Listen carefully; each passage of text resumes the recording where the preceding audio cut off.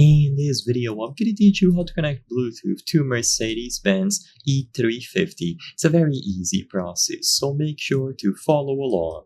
In this video, I'm going to teach you how to set up Bluetooth on your smartphone and connect it to your Mercedes-Benz E350. This will work for both Android and iOS, so regardless of which device, which smartphone you have, you can follow the same general instructions on this video to set up Bluetooth connectivity. So all that you have to do is start through the audio section. Even if you don't plan on using the audio functions necessarily, I would still recommend going over to this menu.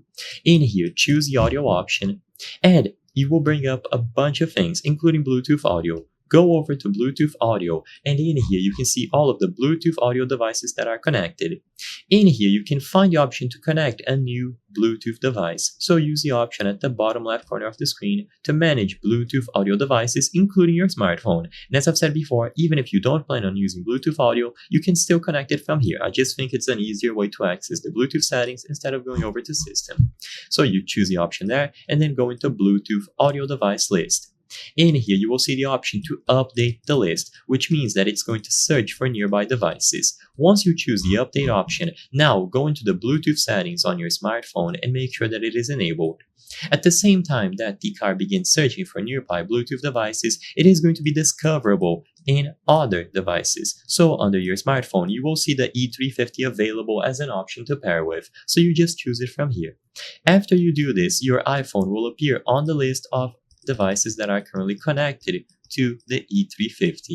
You might have to confirm the passcode, so a passcode will be given to you, for example 123456. You just have to make sure that if a passcode does appear on your screen, or if it asks you to manually input the passcode, you confirm that they match.